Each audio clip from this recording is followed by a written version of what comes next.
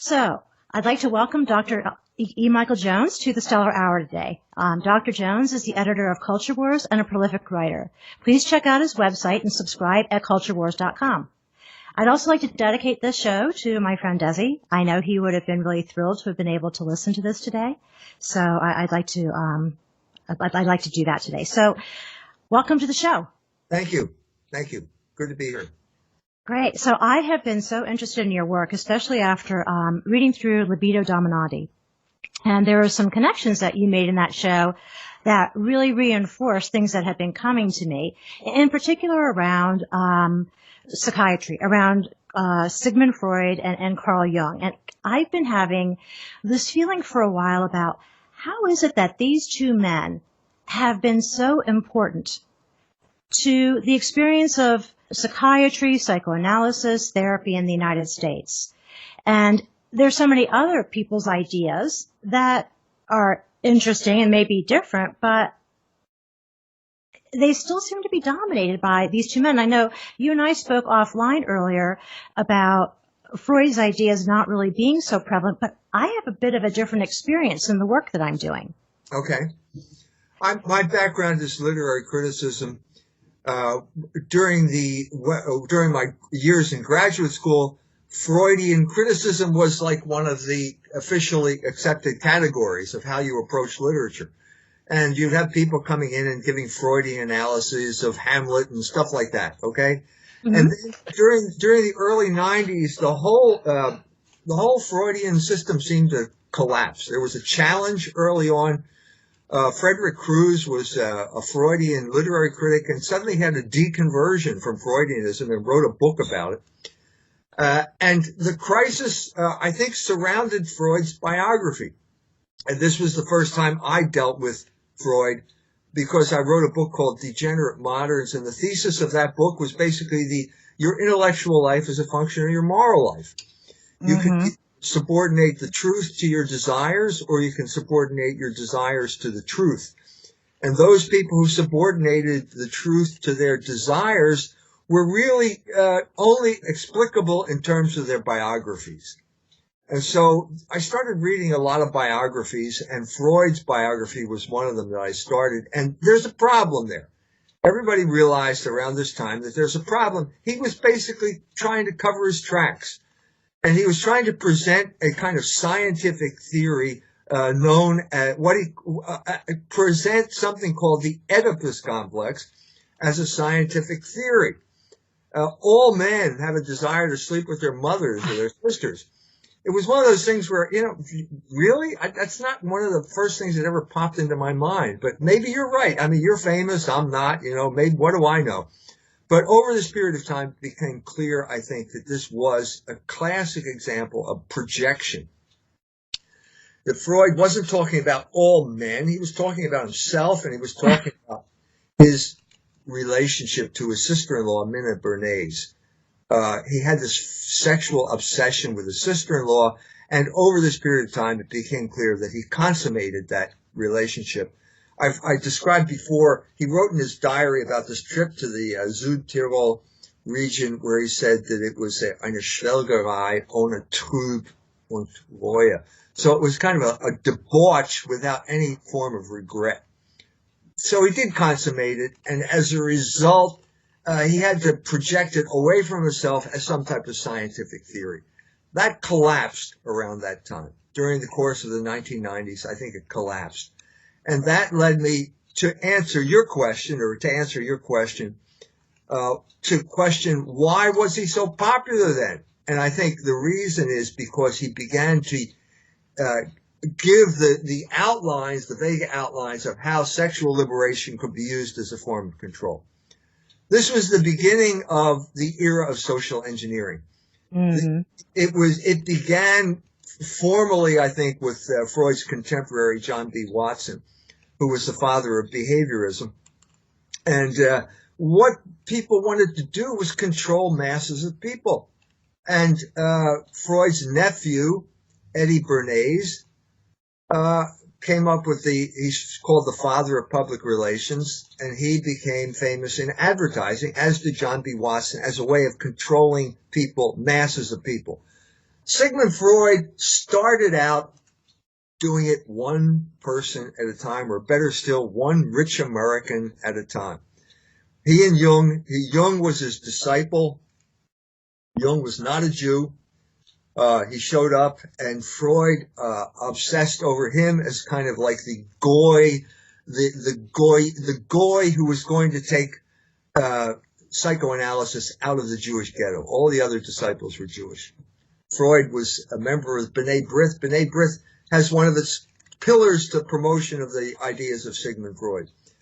Freud identified with Hannibal, the Semitic general who attacked Rome. He had this obsession with Rome, with Catholicism, largely, I think, because he had a nanny, a Catholic nanny who may have baptized him in secret. And then the nanny was mysteriously removed, and Freud was wounded by this removal because he identified more with his nanny than with his own mother. But during this period of time of his association with Jung, both of them, as their theories became well known, began to attract rich Americans. Rich people were the only people who could afford psychoanalysis. And so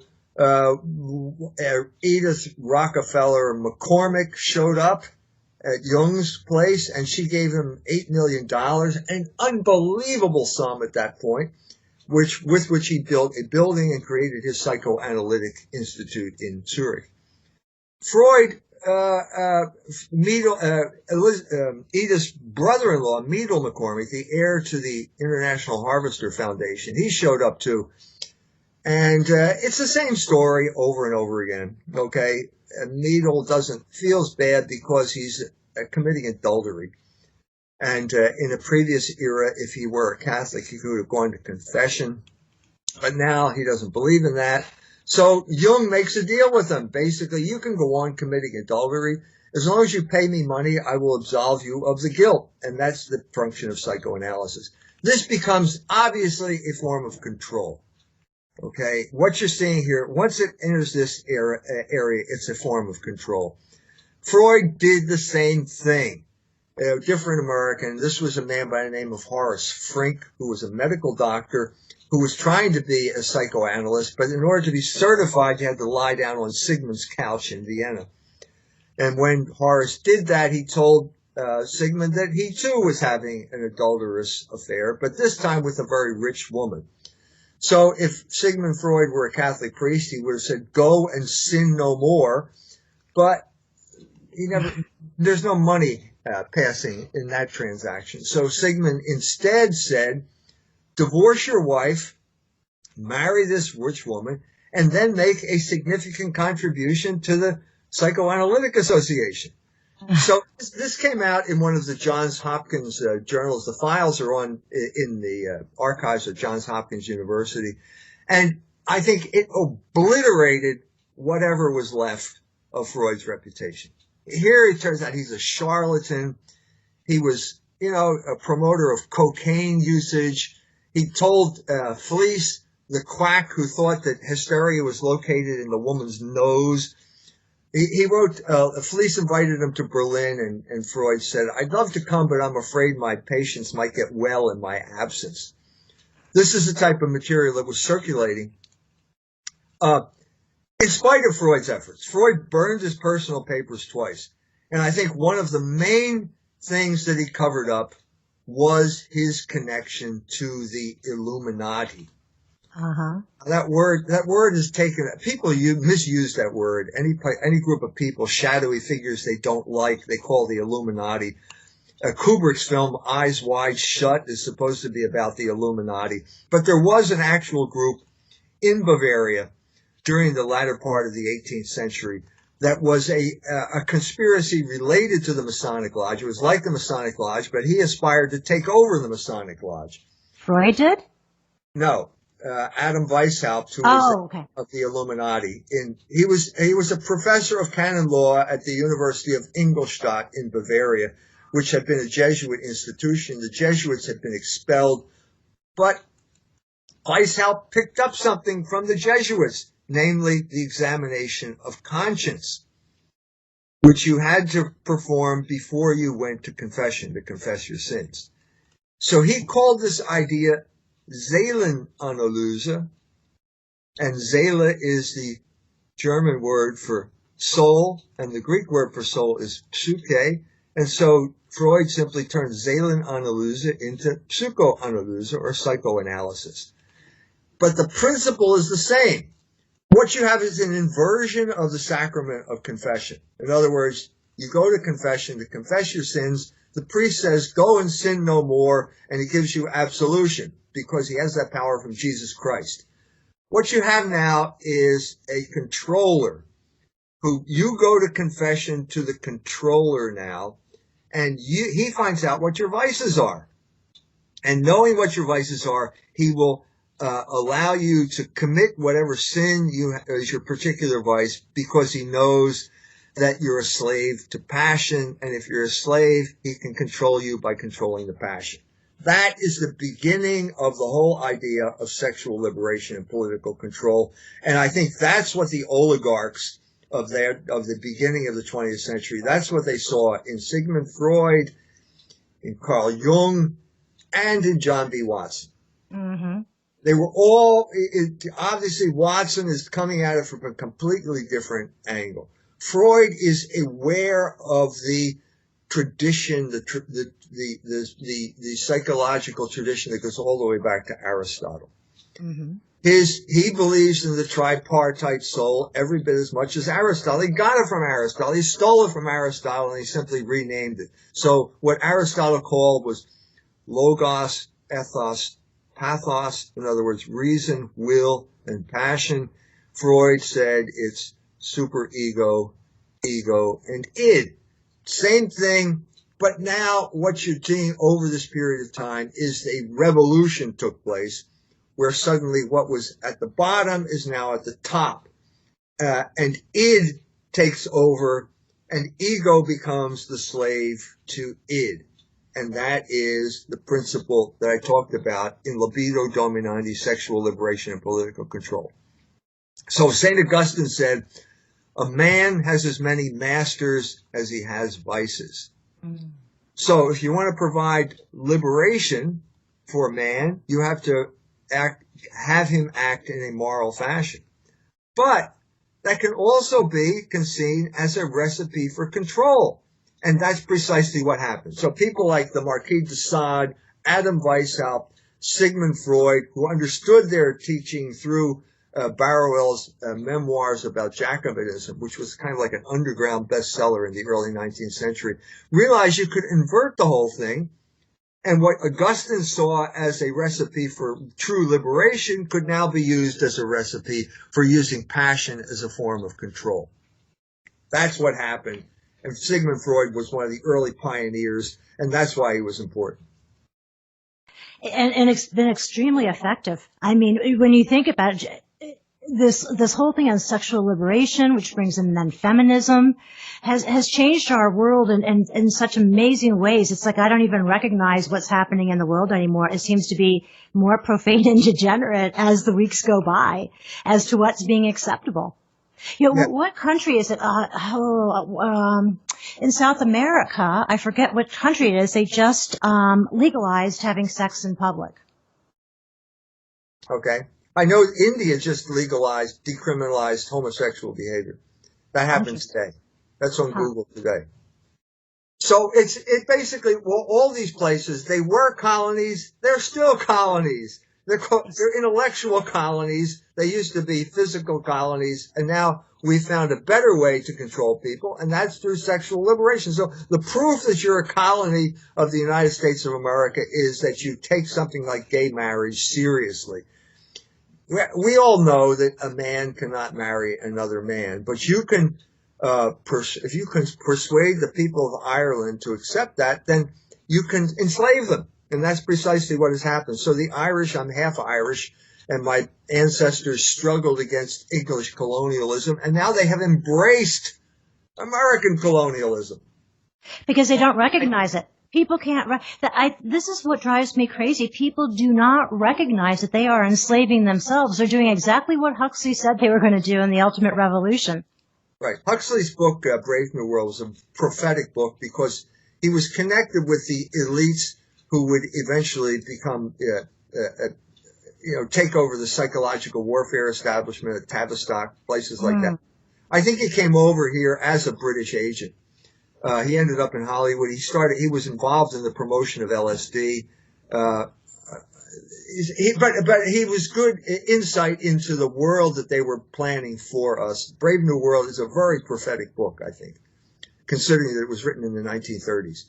Just about everything in there has come true as part of our life, including pornography and soma, drugs, Prozac, whatever drug you want to talk, fentanyl now. It'll kill you, but you'll die, doing what you love, I guess. It's really quite amazing. And people are doing it to themselves and don't even consider, just because something's made available and then society says it's okay. Is it okay? I posted something on my Facebook page about morality, and I couldn't believe how many people attacked me. It's like, to even say having an inner morality or an inner ecology is viewed as being old-fashioned or not being tolerant. It's amazing to me. Like, why should that have such a negative connotation? Because they're acting in an immoral way and touch their conscience. Morality is practical reason. We are rational creatures. The only freedom we have is to be rational. It's the only freedom we have. But it's irrational. But okay, so then you mean rational in the fact that they're rationalizing what they're doing in their minds? I mean, the only freedom you have is being rational. So if you allow your reason to be overwhelmed by passion, that's not freedom. True. It's the opposite. That's slavery. Slave to your passions. So how do they portray that? Well, they portray this basically descent into passion-ruled life as freedom. That's the way they portray it. Sexual liberation, doing what you want. You have these sexual desires, and if you act on them, you will be free. No, you'll be a slave. But that comes later. You don't figure that out until later. So this is basically the recipe for the entire world. So I said that Australia just passed approved gay marriage by referendum. I said, I was trying to get down there. It didn't work out. There were people wanted me to come down to address that issue. It didn't work out. But I said, if I do come down, I'm going to say, Australia was a penal colony. Mm-hmm. You're here because your grandfather or his grandfather stole Trevelyan's corn, and they put you on the prison ship and sent you to Botany Bay. Well, now you're a neo-penal colony. Because what you're doing now is locking yourself in your own cell every night. And how do you do that? Well, by approving things like gay marriage. You're showing that you're a colony of the United States of America and a willing stooge of their cultural imperialism by claiming that two men can get married. Nobody believes that. Nobody in their right mind believes that. But you have adopted that, and it's a sign that you've been conquered and are now in your own prison cell. You've been conquered in a way that your grandfather was never conquered. There's a line in The Quiet Man. Uh-huh. It's about Ireland, and somebody says his father was sent to a penal colony in Australia, and his uncle was a good man too. So they had this kind of residual sense that they were oppressed and that they were forced into this situation. And now they embrace their oppressors. Ireland has embraced its oppressors. Terrible situation. Well, you think about it, it's like people used to hate their rulers, and now they think they can be like their rulers, which is a joke because they never could. And so it's like people think they have power where they don't have power, and they don't realize that what they consider power is just another form of them being controlled. That's right. That is precisely the transformation that I tried to bring about by describing the situation in Libido Dominandi. We're talking about also the rise of social engineering. I did a book called Slaughter of Cities, Urban Renewals, Ethnic Cleansing, about the destruction of Catholic neighborhoods. That was another form of social engineering, but taken together, they have basically transformed the entire psychic landscape. And we're talking about generations now of people. So I'm giving a talk to I think it was online, or some type of online discussion. And one of the people says, if passion is the source of all of this problem, or unruly passion is the source of it, Why am I mentally ill? I said, probably because your parents couldn't control their passions. Mm-hmm. Raised in a house that was disruptive because of that, and you didn't know how to cope with it. I just had an instance in Philadelphia. My mother died at the age of 100, and we took her body back to be buried. And afterwards, we're sitting out at an Italian cafe, and this woman shows up, a bike messenger, and she's got tattoos all over her, and she's got pierced ears and noses and everything else, and her hair's this bright red color. And she looks at me, and I'm wearing a dark suit and a black tie and a white shirt. And so I guess I look like the archetypal white guy. I don't know what I triggered in her, but she immediately took this intense dislike to me. So she says something to me as she walks in and delivers, and then she walks out, and I'm talking to my friend, and suddenly she throws a chair at me. What? She throws a chair at me. So it didn't hit me. It just kind of bounced off something else. But everyone's shocked, and the waiter comes running over, and everybody's, what's going on here? She rode off on her bicycle. So I explained the situation to the waiter, and he's upset, and he's going to do something about it. What I'm trying to say here is that if you do what you're told, if you are a docile consumer of toxic culture, you will end up being filled with rage. And now we have groups that are there out to manage your rage by directing it against people that the oligarchs don't like. And I think a person the oligarchs don't like, and even if she doesn't know who I am, if you're an old white guy, you're probably a racist, you're probably this, that, and the other thing. And so all I'm saying is I became a lightning rod for rage that has been created and now managed. Antifa is an example of people who are full of rage, and they're looking for an outlet for this rage. And people like George Soros, who funds Black Lives Matter, trying to create race war, is out there to manage the rage that these people have created by ruining people's lives. That's the situation we're in now. Absolutely. And it ties into, I'm going to make a little bit of a jump into what's happening in the school system today in Common Core and the use of emotions like social emotional learning. It is the manipulation of emotion, not regulating it, but projecting it outside of oneself. And so another thing that you're seeing is people's inability to manage themselves and feel perfectly justified, like that woman, and throwing a chair at you. Yeah. Yeah, there's only two options. We are, as I said, we are rational creatures. The program for rational creatures to get through life successfully is called practical reason or morality. This is how we achieve the good. If you want to have a successful life, you have to choose the good consistently throughout your entire life. And morality will tell you how to choose the good. Okay? If you don't, you're going to have an unhappy life. So, if you choose passion over reason, you will be out of control. And at that point, we need all forms of external control of one form or another. So you have people in corporations. These are like, you're going to make a 747 or whatever the new plane is at Boeing. That's a really sophisticated job. How do we control these people when they're out of control? When they're personally out of control, how do you do that? Well, you have to come up with all kinds of things like political correctness or whatever it is, that to make up, and it never works anyway, because there is no substitute for self-control. That we're made to be that way. John Adams said this, one of the founders of the United States of America. We have no constitution that functions in the absence of a moral people. He understood that democracy means self-control.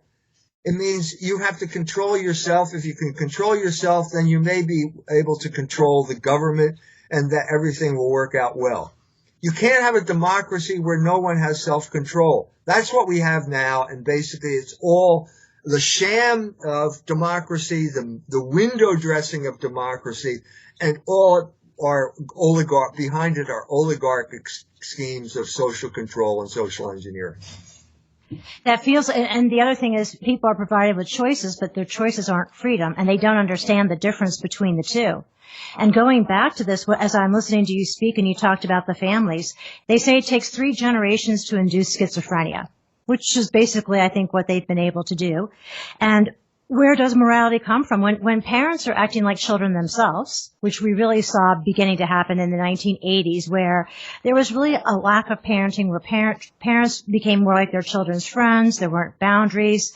It creates, I think, a lack of safety, emotional safety in people's lives.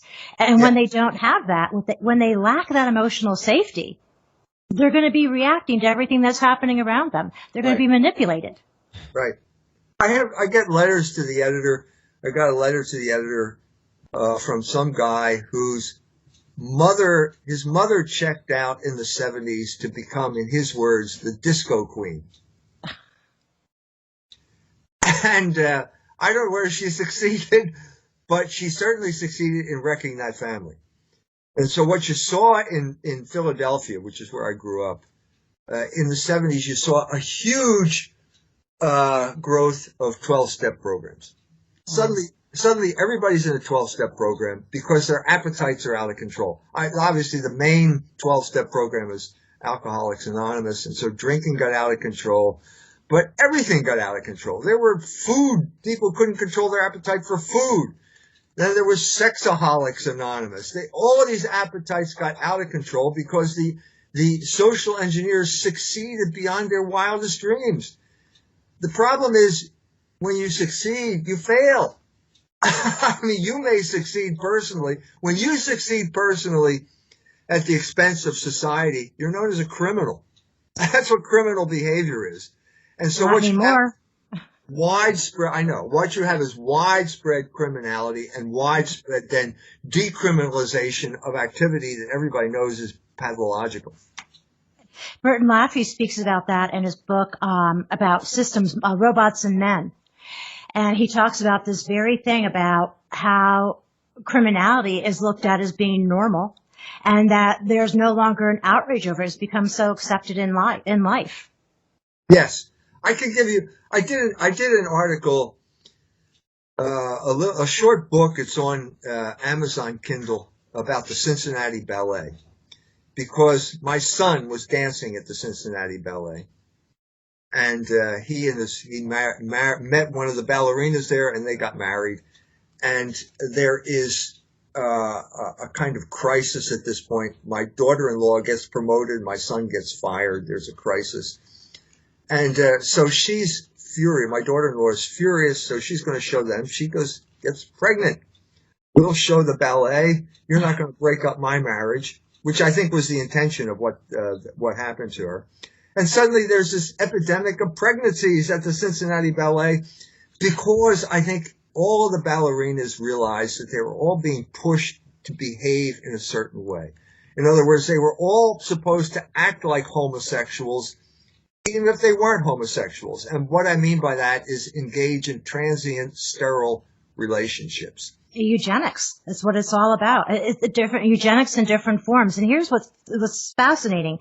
Then people could recognize they were being controlled, but people think that what they're doing today, their choices are their own, and that they're doing it on their own without even recognizing that when they think in these ways, or they're like, we should take transgenderism, right? That kids that are 5 or 6 years old should be taking hormones to block their development. That it's okay for children to go through sex reassignment surgery when they're young children. I mean, people don't even realize that this is insanity. Yeah, it's child abuse too. It is child abuse. But there's almost this thing. What you're saying is this kind of narcissistic. Yes. Let's say the narcissistic personality. The homosexual is the classic narcissistic personality, who thinks that he's the center of the world when he's really kind of a slave to his passions. So you're promoting this kind of cultural narcissism as a form of controlling people. You're giving people the illusion that they have powers over nature. You can choose your gender. You don't have to be, I was a man trapped in a woman's body till my mother gave birth. Look at John Money. Look at John Money. And what he did, what was the name of that child who had the circumcision and it went awry and his parents took him to see John Money? And then John Money said they should have the child, who was a twin, grow up as a girl. And every year the parents would take take the children to see John Money, and he would photograph them naked. He would have the brother and the brother, who's now as a girl, reenact sex scenes while he was taking photographs of them. It was horrific. And so Money was very much involved in all of this in social engineering. There's also something interesting a friend of mine came up with about John Money was the one who came up with Munchausen by proxy syndrome. Which I think is fascinating, because that's really when the mother's projecting and harming the child as if there's something wrong with the child, but it's the mother doing that. Money was at Johns Hopkins, wasn't he? Yep. Mm-hmm. Yeah. Johns Hopkins became, I think, a leader in gender reassignment surgery. Mutilation is what we would call it. But it's another form of narcissism. The crucial figure in this regard was Michel Foucault, who was a homosexual, but basically who said everything is a social construct. And so what you're doing is convincing people that gender is now a social construct, that whether you're male or female is a social construct. And people are mutilating themselves to conform to this paradigm. It's amazing what people will do. And I wonder about the whole Rachel Dolezal thing. Remember the woman who was white passing as black? And so, if I'm Asian, I can be black, and if I'm white, I can be Asian. I mean, it's so insane to think that there isn't a biological ramification that when you're born in XY, you can't be an XX. You can't be a woman. You've got to take hormones. You can't change your chromosomes. You can take all the hormones and disfigure yourself and mutilate yourself, but you can't change the fundamental fact that you are what you are. So this is an assault on being. There are no essences. And so the question is then, well, who's in control? Well, if there's no nature, if there's no God, if there's no morality, then it's the rich and powerful who are our control, and they have no check on their behavior. Thrasymachus said this a long time ago. It's in Plato's Republic. Truth is the opinion of the powerful. Justice is the opinion of the powerful. When you turn away from this type of moral understanding of the universe and the God who created things as they are, you hand a permission slip over to the rich and powerful to rule you with an iron rod. And that's what we're seeing now in the United States. As, for example, last year in Indiana, when the CEOs come and they say you have to overturn the Religious Freedom Restoration Act because we're in charge and we don't care who elected you. We're the ones who are running the show. And the homosexual is basically the avant-garde of this revolution because he is in rebellion against nature. But there's so much rebellion against nature today. You think about the whole thing. I think about the programs of not just in vitro fertilization, but artificial insemination. I think all of these things were planned out long ago, and go back into what you said about a brave new world, because you have to bring people along, like predictive programming. You have little things that you start doing and people accept them as normal, and then they accept the next thing as normal, and then they can introduce something like transgenderism, and people are like, well, all of these other things have happened. It seems kind of normal. I think the thin end of the wedge was contraception. We now have the 50th anniversary of Pope Paul VI's encyclical Humanae Vitae, which said you could not separate the procreative aspect out of sexuality. It is intrinsically procreative. If you think you can do that, you're engaging in a form of social engineering, which will have serious consequences. And the serious consequences that 50 years later now, the Supreme Court declares that homosexuals can get married.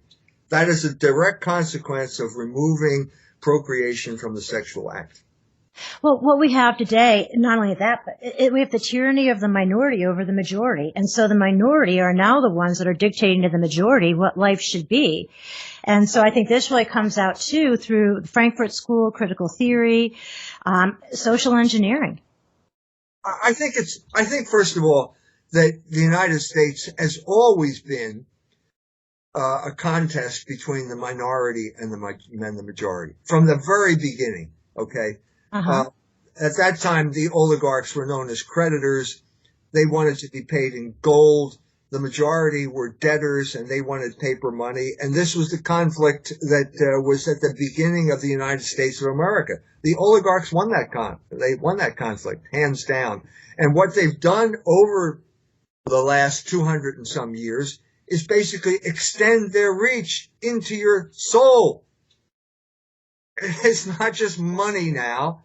Okay, pay me in gold and you can go off and do whatever the hell whatever you please in your backwoods of Kentucky. I don't care. No, it's much deeper.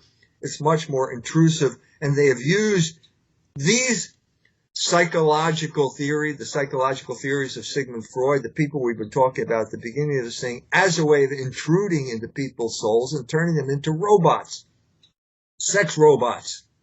That was the point. That's the dance that everybody did at the Cincinnati Ballet. Modern dance is the sex robot dance. We're all sex robots now, and we're supposed to be content with transient, sterile relationships. That's the plan. What's really interesting? I started reading this book called Asperger's Children, The Origins of Autism. And the author posits that the medicalization, the diagnosis type of the way that they used diagnosis to manipulate people, and that Asperger was really not the person that we think he was, this benevolent person. He was actually working with a form of eugenics and was determining this notion that he talked about of psychopathic autism, and which of these children that were deemed psychopathic autists could be basically redeemed and which couldn't. And so the theory coming out of this is that is the United States creating like almost an autistic society where people... The Rockefellers got involved in medicine early on, and they steered it in a certain direction that was congenial to their interests, basically. Mm-hmm. So down south, there are people that had pellagra because they planted tobacco, right up to the cabin, the shack that they lived in. Mm-hmm. Instead of giving them a decent diet, they prescribed vitamin B pills as a way of solving. So you medicalized something that was basically an economic and nutritional problem. Mm-hmm. That's the type of thing that has happened repeatedly. Somebody is going to make money off it. If somebody can make money off it, that's the way we're going to proceed. That could be extended to all sorts of areas of life. To the point where you create the pill. First you create the pill, and then you create the disease that the pill cures. This is what we're seeing with things like Prozac, for example.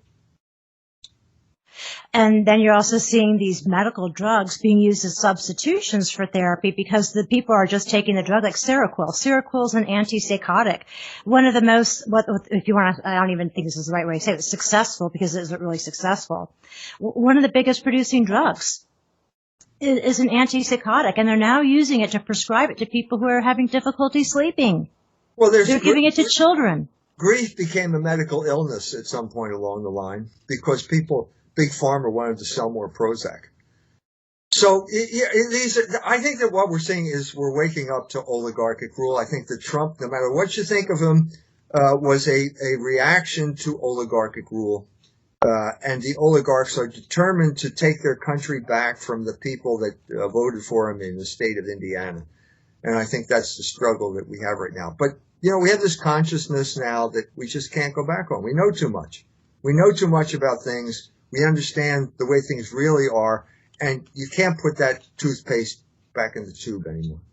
Well, when you say we, I think there are a lot of people that really don't see what's happening. They don't get it, that they really are going along with what they're being told that is happening in the world, and they feel really good about it, like they're good people. Because good people are tolerant, and they don't talk out about things that they see that are happening that don't look like they're right, that really aren't serving humanity. I think Trump was a protest against that. That's a lot of people to get somebody elected. It was a protest against basically outsourcing jobs in Indiana. I was there at the rally.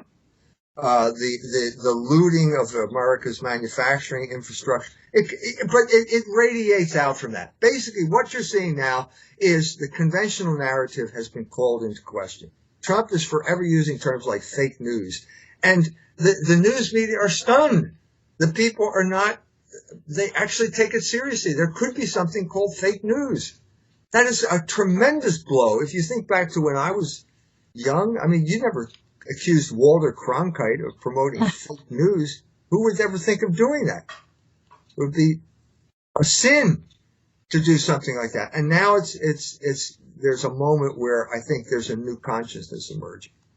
I hope so, because it seems that people conflate propaganda with reality or can't seem to be able to distinguish. It's changing. That's changing now. And what you're seeing is basically all of the institutions are being discredited.